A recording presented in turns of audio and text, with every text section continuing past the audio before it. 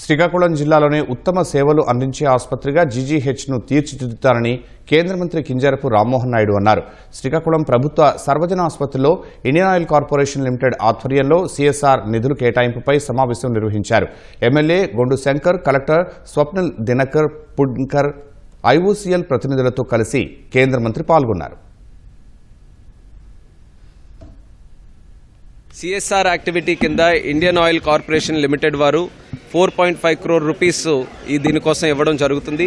దీని ద్వారా సుమారు 12 డిఫరెంట్ డిపార్ట్మెంట్స్లో 38 ఇన్ఫ్రాస్ట్రక్చర్ ఎక్విప్మెంట్ మీద స్పెండ్ చేసి ఇక్కడ ముఖ్యంగా బ్లడ్ బ్యాంక్కి సంబంధించి కానీ, ఆర్థో వార్డులో కానీ, ఆఫ్తో వార్డులో కానీ ఇలా డిఫరెంట్ వార్డ్స్లో ఎన్నో సంవత్సరాల నుంచి అవసరమైనటువంటి ఎక్విప్మెంట్ ఏదైతే పెండింగ్ ఉండిపోయిందో దాన్ని సిఎస్ఆర్ యాక్టివిటీ ద్వారా ఫెసిలిటేట్ చేయాలని నిర్ణయం తీసుకున్నాం. మరొక 2-3 మంత్స్లో ఎక్విప్మెంట్ కూడా ఇక్కడికి తీసుకొని వచ్చి పబ్లిక్కి, పేషెంట్స్కి అందుబాటులో ఉంచాలని మా ప్రయత్నం కూడా చేస్తున్నాం.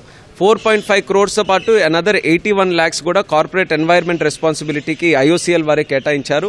దాని ద్వారా హాస్పిటల్ సరౌండింగ్స్ శానిటేషన్ కానీ, డ్రైన్స్ కానీ, లేకపోతే బ్యూటిఫికేషన్, ల్యాండ్స్కేపింగ్ వీటన్నిటి మీద కూడా స్పెండ్ చేసి పేషెంట్ హాస్పిటల్కి వచ్చినప్పుడు ఒక మంచి హాస్పిటల్కి వచ్చాం, శానిటేషన్ బాగుంది, మాకు ఇక్కడ మంచి సర్వీస్ దొరుకుతుంది అనే నమ్మకం కల్పించాలి.